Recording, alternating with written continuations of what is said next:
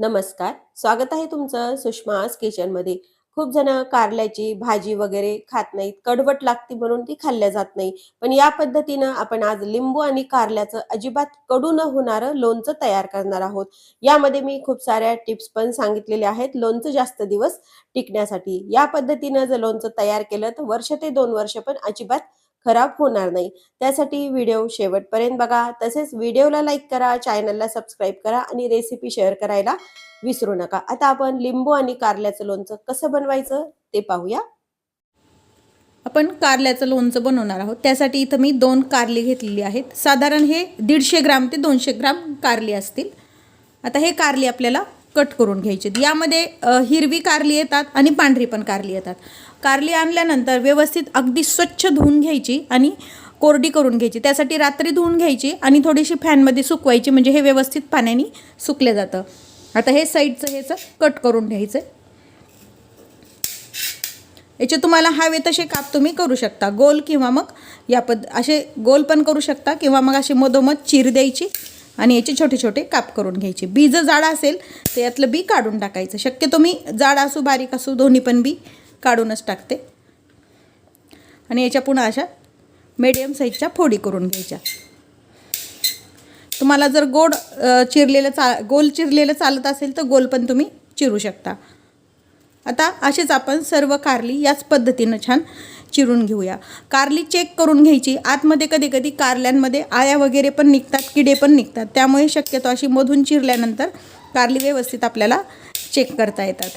काही जण अशा गोल पण चकत्या चिरतात. ह्या पण या पद्धतीनं पण तुम्ही अशा गोल गोल पातळ चकत्या चिरू शकता. आता आपण या पद्धतीनं सर्व कारली चिरून घेऊया. जी कारली आहेत आपण दोन्ही चिरून घेतलेली आहेत. आता याचा कडवटपणा थोडा कमी होण्यासाठी यामध्ये मी 1 चमचाभर हळद टाकून घेते. जरी तुम्ही डायरेक्ट केलं तरी काहीच हरकत नाही. लोणचं हे मुरल्यानंतर अजिबात कडू लागत नाही. पण जर कडू होत असेल तर हे आवडत नसेल तर या पद्धतीनं थोडंसं जास्तीचं मीठ टाकून घ्यायचं आहे आणि व्यवस्थित या लोणच्याला कारल्याला पूर्ण लावून घ्यायचं आहे. शक्यतो हाताने असं मिक्स करून घ्या, म्हणजे व्यवस्थित मीठ लागतं. याला नंतर एक अर्धा तास किंवा तुम्ही 7-8 तास जरी ठेवलं तरी काहीच हरकत नाही. बांधून वगैरे न ठेवता असंच पातेल्यामध्ये ठेवून द्यायचं, म्हणजे याचं पूर्ण कडवट पाणी आपलं निघून येतं. आता हे मी साधारण अर्धा ते पाऊण तास असंच ठेवून देते, म्हणजे थोडंसं पाणी आपलं हे निघून येईल. याचं जे कडूपणा आहे तो कमी होतो. आता आपण झाकण काढून पाहूया. व्यवस्थित आपल्या जे कारला आहे याच्यातून पाणी निथळून आलेलं आहे. अर्धा तास झालेले आहेत आपला. यातलं आता आपल्याला पाणी पूर्ण असं पिळून काढायचं हाताने. जेवढं निघेल तेवढं आपण हे काढून घ्यायचं, म्हणजे ह्याचा कडूपणा पूर्ण असा पाण्यामध्ये निघून जातो.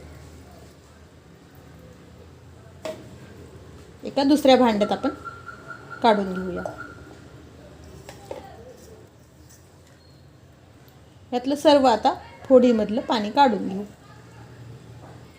कारल्यातलं पूर्ण आपण असं पाणी काढून घेतलेलं आहे. हे पाणी टाकून द्यायचं आहे. आपण हे कारल्यातलं पूर्ण पाणी काढून टाकलेलं आहे. इथे मी 4 लिंब होती, त्याचा मी हा रस काढून घेतला आहे आणि ह्या लिंबाच्या साली आहेत. लिंबाच्या साली फेकून देण्यापेक्षा या कारल्यामध्ये जर त्या आपण टाकून घेतल्या तर तसं पण तुम्ही लोणचं करू शकता किंवा पूर्ण ह्या सालीचं पण लोणचं तुम्ही करू शकता. मी ह्या कारल्यामध्येच ह्या थोड्याशा लिंबाच्या साली आपण टाकून घेणार आहे, म्हणजे साल पण खाल्ल्या जाते आणि कारला आणि लिंबू एकत्र लोणचं पण तयार होतं. आता यामध्ये बाकी काही मसाले ॲड करून घेऊया. साधारण आपला जो पोहे खायचा चमचा असतो त्याने 1 चमचाभर हळद टाकून घ्यायची आहे. 1च चमच्याचं माप घ्यायचं, याने सर्व मेजरमेंट घ्यायची, म्हणजे पूर्ण मीठ वगैरे याच पद्धतीने टाकायचे. साधारण 2 चमचे मीठ टाकून घ्यायचे.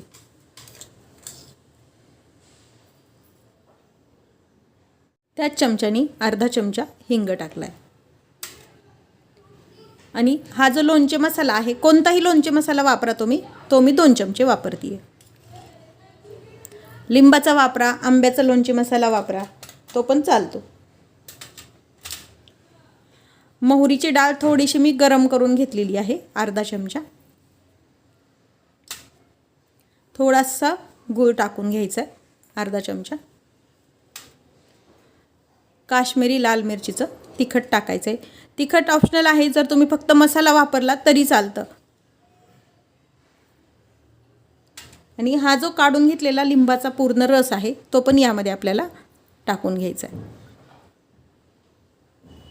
आणि हे सर्व जिन्नस आता मिक्स करायचे आहेत. यामध्ये खूप जण वरतून तेलाची कडकडीत तेलाची मेथीची फोडणी पण देतात किंवा मग नाही दिली तरी चालते. मी यामध्ये फोडणी वगैरे देत नाही आहे, फक्त असंच कोरडंच हे लोणचं मिक्स करून घेते. तेल वापरत नाही आहे मी इथे. आता हे छान मिक्स करून घेऊया. अगदी छान वर्ष ते 1.5 वर्ष हे लोणचं कधीही खराब होणार नाही. फक्त काळजी एवढीच घ्यायची लोणचं टिकण्यासाठी की हे भांडे जे वापरलेले आहेत आपण पूर्ण कोरडे पाहिजेत. कारले लिंब स्वच्छ धुवूनच मग ते वापरायचे आहेत. आणि कोणतंही भांडं कट करणारी सुरी किंवा चॉपिंग बोर्ड किंवा हे जे मिक्स करतो आपण लोणचं तो पण बाउल्स व्यवस्थित असा कोरडाच हवा. आता हे छान मिक्स करून घेतलं. तयार आहे आपलं वर्ष ते 1.5 वर्ष टिकणारं कारल्याचं लोणचं. रेसिपीला लाईक करा, चॅनलला सबस्क्राईब करा, तसेच बेल नोटिफिकेशन पण ऑलवर प्रेस करा, म्हणजे तुम्हाला माझ्या नवीन रेसिपीचं नोटिफिकेशन सर्वात आधी येईल. तुम्ही कोणती लोणची आणि कारल्याचं लोणचं कसं तयार करता हे कमेंट करून नक्की सांगा. अशाच नवीन रेसिपीसोबत पुन्हा भेटूया. तोपर्यंत बाय बाय. व्हिडिओ पाहिल्याबद्दल खूप धन्यवाद.